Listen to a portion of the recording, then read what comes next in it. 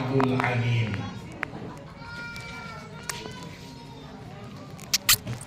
Alhamdulillah, terkhusus insya Allah dimuliakan dan ditinggikan derajatnya, yaitu keluarga Ahlul Bait yang sementara ditimpa musibah dan cobaan dari Allah. Bapak-bapak, ibu-ibuku sekalian, yang insya Allah semua kita yang hadir di tempat ini, mudah-mudahan Allah berikan ganjaran yang begitu besar. Amin. Berupa pahala, tidak luput mengikutinya kesehatan, keafiatan, dan kemudahan rezeki, kemudian pengampunan daripada dosa-dosa kita sekalian. Amin.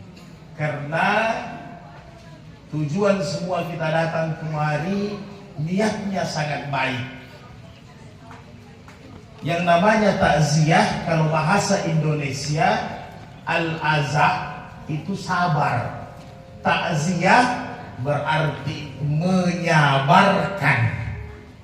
Jadi tujuan kita ini mulia datang tanpa diundang. Jadi kalau ada kedukaan tanpa diundang kita harus datang. Karena takziah ini menyabarkan, memberikan semangat, memberikan motivasi kepada keluarga yang ditimpa musibah supaya mereka kuat, supaya mereka ikhlas. Jadi kalau ada kedukaan, tidak boleh ada undangan-undangan sebenarnya. Ada tetangga yang meninggal ditimpa musibah, harus kita datang. Apakah dia saudara kita muslim maupun saudara kita non muslim, kewajiban kita untuk datang memberikan dia supaya sabar menerima cobaan ini.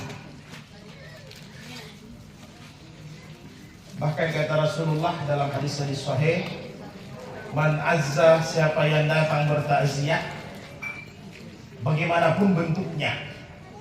Karena takziah ini macam-macam penafsirannya, tapi yang jelas dia datang untuk menggembirakan. Man azza, siapa yang datang untuk menggembirakan saudaranya yang bersedih, yang ditimpa musibah, maka Allah akan memberikan nanti di hari kemudian kepada dia, selain pengampunan dosa, Allah berikan kita istana-istana yang besar nanti di surga. Amin. Nah, jadi insya Allah sudah ada kita punya kintal di sana, sudah ada juga bangunannya, tinggal orangnya yang menyusul. Jadi jangan sudah ada bangunannya, orangnya tidak menyusul. Kenapa? Karena kendaraannya tidak bagus. Makanya amal saleh kita perbanyak. Jadi mudah-mudahan semua kita yang datang akan mendapatkan pengampunan dari Allah.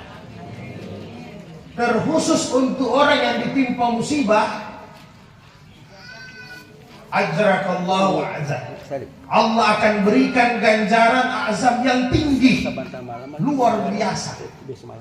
Karena ada ini dosa-dosa tidak bisa diampuni dengan penyesalan. Tidak bisa, kalau kita Islam tidak bisa diampuni dengan hanya astagfirullahalazim.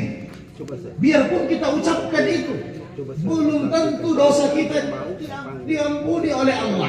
Maka kata Nabi, biasanya ada dosa-dosa itu biasanya diampuni lewat musibah. Inilah yang Allah katakan dalam Al-Quran, idza asabatkum musibatun qalu inna lillahi wa inna ilaihi raji'un. Ketika kita pasrah, tawakal, menerima ketetapan ini, maka disitulah pengampunan dari Allah yang begitu besar kepada kita. Jadi kalau ada yang namanya musibah, sebenarnya bukan hanya kehilangan nyawa. Tiba-tiba kita jalan, kaki kita toki-waki, langsung inna lillah wa inna ilaihi raji'un, dibiasakan. Ini tidak kepala, tato, karena tidak biasa, sembarang kata-kata kita yang keluar. Masih bagus kalau bengga gula, kerbau putih. Tapi kalau kata-kata yang lebih kotor, semua difitnah. semua dibikin tai. Kayak begitu. Jadi Bapak dan Ibu sekalian yang berbahagia, ini ganjaran yang besar untuk orang yang ditimpa musibah. Yang penting syaratnya kata Nabi, as-sabru sadbatal ula. Jadi sabar itu pada pukulan yang pertama. Jadi ketika kita mendengar berita ada kedukaan, ada orang yang sakit, pada pukulan yang pertama langsung lafaz kita ringan, lisan kita ucapkan inna lillahi wa inna ilaihi raji'un. Ini yang dikatakan sabar. Jadi kalau ada ketimpa musibah, kata Nabi tidak usah kita da'at jahiliyah. Kalau orang Selatan bilang gora-goraki, berteriak, menangis boleh, karena kita manusia. Ada namanya kasih sayang yang Allah berikan, yang Tuhan berikan. Wajib kita bersedih. Kalau tidak bersedih, ada keluarga yang meninggal yang dicintai, itu tanda tanya. Bisa dilapor itu Pak Janja, ada pidana ini, kenapa dia tidak bersedih? Tetapi yang dilarang itu darabal wajha, memukul-mukul wajah. Sudah berteriak, kepalanya ditoki-toki, dia banting dirinya, ini yang tidak boleh. Wasakkal juyuba, dia robek-robek pakaiannya sampai dia telanjang, dia buka pakaiannya, dia berteriak. Ini yang tidak boleh. Jadi gila kan, malah bisa-bisa masuk sini. Kau sudah meninggal wahai suamiku, wahai kekasihku, siapa yang kasih makan saya, siapa yang pelihara saya? Ini sudah jadi dua dosa, sudah syirik. Yang pelihara, yang memberi kita makan, siapa yang menciptakan? Itulah yang pelihara kita, yaitu Allah Subhanahu wa Ta'ala. Jadi insya Allah ganjaran-ganjaran kemuliaan ini diberikan kepada keluarga yang ditimpa musibah. Ikhlas, karena pada hakikatnya sebenarnya kita ini hanya antri saja, tinggal menunggu digoyang kalau arisan, kapan jatuh selesai. Karena kita tidak tahu siapa yang jatuh. Jadi Bapak dan Ibu sekalian yang berbahagia, kata Rasulullah dalam hadis-hadis sahih, aksiru zikra, perbanyaklah mengingat hazimil lazzah, yang menghilangkan kelezatan, yaknil maut. Jadi diperintah memang kita oleh Allah, walaupun kita dihidupkan di bumi ini, walladzi halaka lakuma fil ardi jami'an, ini bumi untuk kami, kamu wahai manusia, silahkan olah, silahkan gunakan apa saja, silahkan. Kendaraan, perkebunan, harta benda, emas perak, silahkan investasi, silahkan. Tetapi ingat bahwa diperintahkan kita untuk senantiasa mengingat kematian. Karena kalau tidak mengingat kematian, tak lupa kita. Kalau tak lupa kita tidak sadar. Jangan-jangan saya ini hidup selamanya, tidak ada ujungnya, padahal hanya sebentar. Maka diperintahkan untuk mengingat itu mati. Walaupun barangkali utamanya ibu-ibuku, susahnya ini hidup luar biasa. Ya diselip-selip lah ingat mati. Kadang gas 3 kilo, setengah mati didapat. Subsidi tapi susah didapat. Ya. Antrinya juga lama. Begitu juga mungkin bapak-bapak mau cari subsidi Pertalite, setengah mati. Kadang ibu-ibu di rumah sudah menunggu, kenapa P2, P lama ini, jangan-jangan ada macam-macam, padahal lama di SPBU. Inilah yang terjadi. Tetapi kesibukan semua ini, jangan sampai kita lupa dengan mati. Termasuk bertakziah seperti begini, ini cara untuk mengingat mati. Selain ziarah kubur, selain menjenguk orang sakit, termasuk takziah kalau ada kedukaan. Jadi jangan malas-malas ziarah kubur. Jangan juga kita mengatakan nanti ziarah kubur Pak Ambodale, nanti mau lebaran. Nah itu saja kita. Nanti mau lebaran baru ziarah kubur. Kapan saja bebas. Supaya apa? kalau hati kita sudah mulai berkarat, kecintaan dunia ini sudah terlalu luar biasa, kita rasa-rasa kerakusan kita sudah mulai luar biasa. Baca Quran sudah bangun satu lembar, sudah menguap. Zikir sudah pegang tasbih, terputar-putar, sudah tidak selesai 99. Hati-hati. Apalagi kalau sudah dengar mungkin Pak Amodale azan di masjid, sudah kita tidak dengar azan, berarti ada yang berkarat. Maka perbanyak ingat kematian. Bapak dan Ibu sekalian yang berbahagia, al-maut babul akhirah. Kematian ini adalah pintu pertama menuju alam akhirat, kata Nabi. Maka siapa yang mau menuju alam akhirat harus rasakan dulu mati, tidak boleh tidak, walaupun bagaimanapun sebabnya.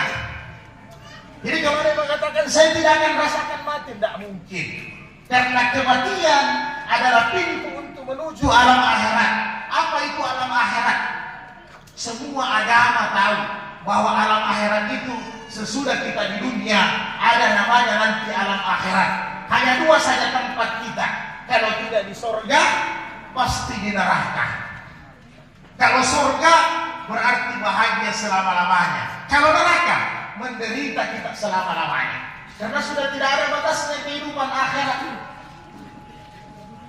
Jadi jangan kita mengatakan bahwa saya masih muda, berarti orang tua saya dulu mati. Tidak, Bapak dan Ibu. Kemarin antar jenazah di perkuburan, lihat bagaimana. Ada yang pendek, ada yang panjang. Artinya kalau Israel ini sudah datang, tidak pandang bulu karena tugasnya harus dilaksanakan. Hanya beruntung, Pak, Israel ini cabut nyawa bukan sesuai dengan abjad. Kalau sesuai dengan abjad, mati saya Pak Modale juga. Karena pasti aduh, hanya untuk tidak sesuai abjad. Yang landasan juga orang yang Z, tidak ada yang kasih mandi. Yang begitu kira-kira. Tapi ternyata bukan dengan abjad. Dia datang ketika sudah ada perintah dari Allah, pasti dia datang kepada kita. Bagaimanapun sebabnya itu hanya sebab. Apakah dia kecelakaan, masuk di bawah trek, apakah dia jatuh dari pohon, apakah dia terstrom, apakah dia sakit, itu hanya sebab-sebab saja.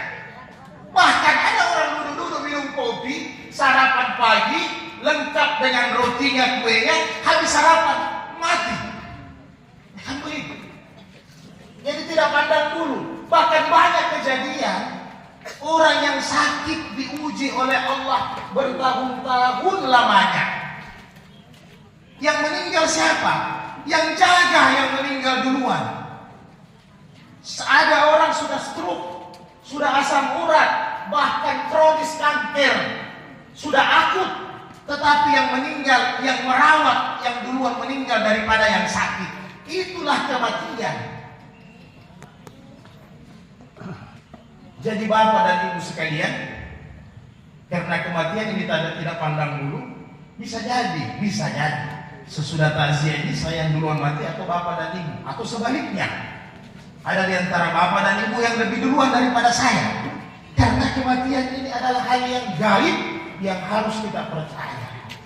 Hanya persoalannya satu. 5 menit lagi. Persoalannya satu. Apa itu? Saya dulu barangkali makan. Timbangan saya 125, Pak. Habis suruh orang haji, disuruh tambah naik. Habis Ramadan. Jadi biasanya, Pak, di mana?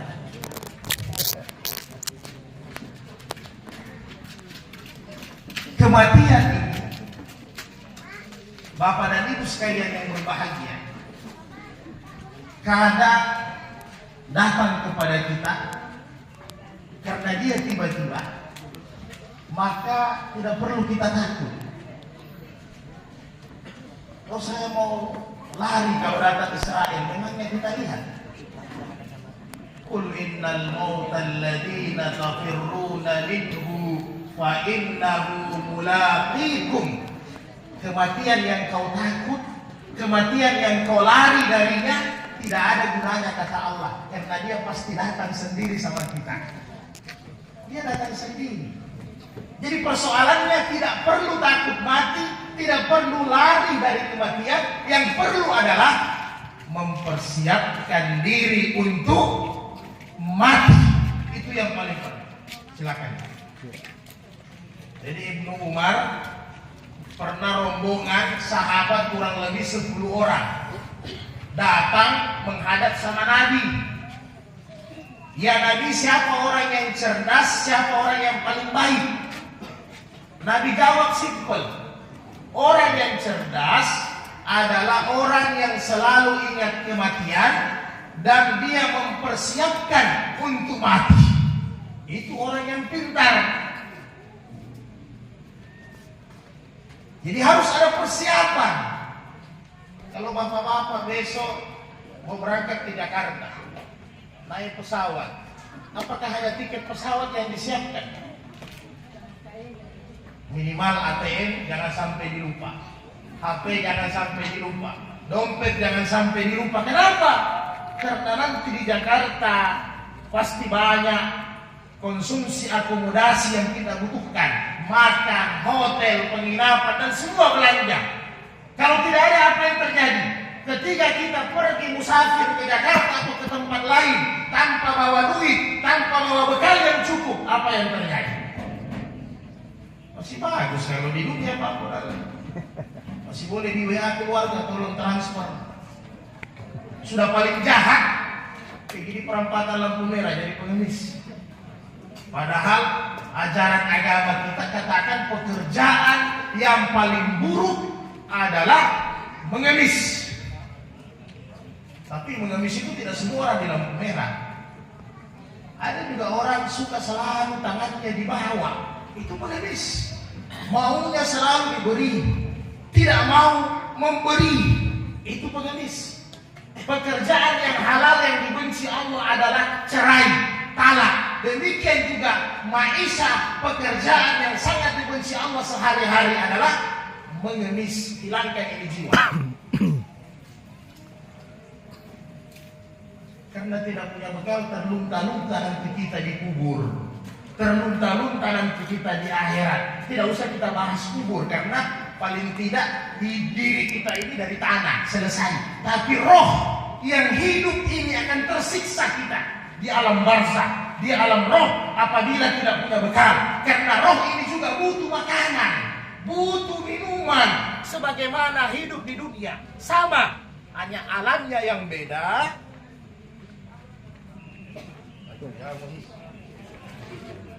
Baterai. Hanya alamnya yang beda, sehingga jenis makanannya juga beda. Itu saja bedanya. Kalau di dunia yang kita makan pisang, yang kita makan soko pulut, yang kita makan nasi.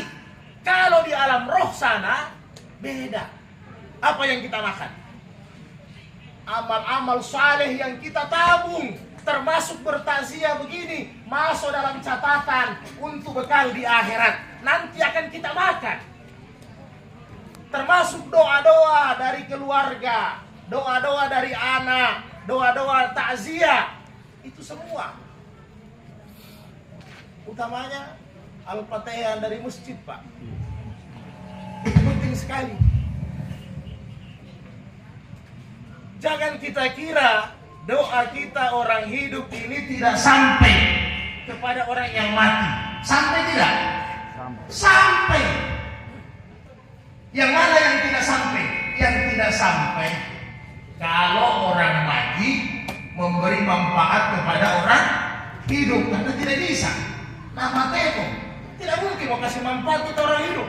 Makanya kalau datang orang mau naik pangkat, mau naik jadi kepala dinas, pergi dikubur, ini orang bodoh. Iya kan? Minta sama Allah. Datang anak-anak masih semua ujian akhir, pergi dikubur, supaya, woi nenek, kasih lulus saya. Sirik.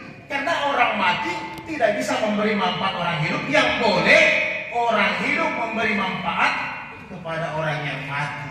Makanya Al-Fatihah dari masjid itu bukan luar biasa, Pak. Hanya sayang yang kirim Al-Fatihah tidak banyak. Karena pambodalnya kalau sudah ada Allahu Akbar, Allahu Akbar, hayya 'alas shalah, yang datang 45 orang. Al-Fatihah hanya 5 orang dengan imam. Imamnya juga kadang sengir. Sudah azan, sudah tamat, sudah dia zikir, dia imam, dia juga makmum. Untung malaikat tidak berada di belakang. Sedangkan orang dikubur di kompleks ini orang yang meninggal banyak. Umpamanya 100, Al-Fatihah dari masjid hanya 5. Maka ini digambarkan ulama, kita punya makanan sedikit. Coba kalau pagi-pagi apalagi di kampung, itu jagung dibuang hanya sedikit, 5. Ayam 100 ekor. Bagaimana modelnya kira-kira? Bagaimana modelnya baku rampas? Beginilah orang tua yang punya anak soleh, yang punya tabungan, yang punya perbekalan. Di sana di akhirat, ketika jagung itu dibuang, ketika Al-Fatihah itu dibuang, dia tidak perlu datang rebutan. Dia hanya duduk-duduk santai. Kenapa Bapak tidak antri makanan? Ada doa di sana, ada Al-Fatihah, ada Yasin. Kenapa tidak antri? Dia bilang, alhamdulillah anak saya 5. Setiap waktu salat kirimkan Al-Fatihah 5. Kalau kita gambarkan di dunia ya kira 5 piring lah. Jadi belum habis 5 piring zuhur, datang lagi 5 piring. Belum habis 5 piring asar, datang lagi 5 piring. Bahkan orang tua kita bisa bersedekah sama orang lain karena berkelebihan. Inilah enaknya kalau investasi anak saleh. Maka Bapak dan Ibu sekalian yang berbahagia, demikian kira-kira sekedar kita semangat. Jadi sekalian kita menyemangati keluarga yang berduka supaya senantiasa termotivasi untuk ikhlas, sabar. Kita juga mudah-mudahan juga ada semangat untuk senantiasa memperbaiki diri, menyiapkan perbekalan menuju perjalanan yang abadi, perjalanan yang panjang, yaitu di akhirat. Karena hanya ada 2 tempat saja. Kalau kita punya kedo-kedo bagus, makanya kedo-kedota berarti soroga kita dapat. Tapi kalau baca kedo-kedota jelek kita punya kelakuan, berarti neraka kita dapat. Perbaiki hubungan dengan Allah, perbaiki juga hubungan dengan masyarakat. Ini penting Pak. Jangan ada yang sudah sembahyang dengan tetangganya ternyata 7 tahun tidak bangun tegur. Tidak boleh. Ya. Sembahyang dengan tetangga tidak bagus hanya gara-gara pohon mangga. Nah, ini sering. Jadi kalau aturan agama itu, kalau mangganya pohonnya lewat pagar kita, berarti itu milik orang. Apalagi kalau tetangga kasihan yang kasih bersih rumputnya, masa rumputnya kita kasih buahnya tidak. Jadi berbuat baiklah, jangan terlalu pepulu, jangan terlalu lemah tempo. Karena hidup ini juga kalau sepikir rezeki juga sempit. Ya, jadi mudah-mudahan kita semua yang hadir di tempat ini bukan hanya berjumpa di sini saja, tetapi nanti insya Allah di akhirat kita bersama-sama lagi. Amin. Di dalam surga. Begitu juga kepada keluarga yang berduka, ibu, bapak, ibu dengan anaknya. Semua wasiat-wasiat yang baik kalau memang ada dilaksanakan. Itu satu. Kalau yang tidak baik ya tidak boleh dilaksanakan. Kalau ada wasiat orang tua, kalau saya meninggal putar nanti kasih pisah telur dikubur, baru putar lagu dangdut, jangan dilaksanakan. Nah, tidak mungkin di kuburan diputar lagu dangdut. Nah, jadi wasiat yang baik. Kemudian apabila ada masalah hutang piutang, kalau piutang mungkin tidak ada masalah. Karena orang yang berutang, yang utama ini utang, muamalahnya utangnya. Karena kalau tidak dibayar utang bahaya. Ya. Bayar samawati wal ardh, kita punya roh itu di antara langit dan bumi. Makanya biasa kata Nabi, anjing tengah malam itu bunyi berteriak. Anjing karena dia melihat orang yang bunuh diri, melihat orang yang mati pencuri korupsi, melihat orang yang punya utang. Makanya Nabi perintahkan kalau dengar anjing merintih bergonggong, bacalah a'udzubillahi minasyaitonir rajim. Karena dia lagi lihat roh yang tidak bagus. Jadi jangan sampai keluarga kita, orang tua kita tidak sampai rohnya. Gara-gara ada utang harus diselesaikan utang. Karena tidak lunas hidupnya, nanti di akhirat baku kejar orang. Iya, baku kejar. Oh saya ada utang sama dia riba. Woi, tetap ente bayar salah sendiri pergi sama riba. Ada yang syariah umpama, tetap ente baku kejar nanti. Masalah utang di akhirat, jadi diselesaikan utang-utangnya supaya bagus. Kemudian untuk anak dan istrinya, ini almarhumah luar biasa. Umurnya 80 tahun lebih, berarti bonusnya banyak sekali. Saya saja atau Pak Murali belum tentu sampai 80 tahun. Nah, kalau saya tidak usah 80, tidak bagus buat kita kalau meninggal rekor anak. 60 memang sudah lumayan itu sebenarnya umurnya lagi. Tapi ini 80 tahun, kurang lebih 20 tahun bonus yang Allah berikan, luar biasa. Anak-anaknya tolong jangan hanya karena kita takziah ini 3 hari saja. Jadi lewat dari itu setiap salah doakan orang tua. Kalau paling tidak Allah maghfir lana wa liwalidina warahmatan warahmatan sabira. Itu saja doakan. Setiap salah mampu kirim Al-Fatihah, alhamdulillah. Demikian kira-kira yang bisa kami sampaikan. Marilah di tempat ini bersama-sama kembali kita mengirimkan pengampunan, mengirimkan derajat yang tinggi, mengirimkan doa surga kepada almarhum. Semoga almarhum ditempatkan di sisinya, di tempat yang terbaik. Al-Fatihah dari Nabi Muhammad sallallahu alaihi wasallam wa kullu qaraba ajma'in tabi'in salafus salihin khalaful khalifin ulama mutaakhirin ar-rasyidin wa khususan ruh Edison. Al-Fatihah. Bismillahirrahmanirrahim. Iyyaka na'budu wa iyyaka nasta'in. Ihdinas siratal mustaqim. Siratal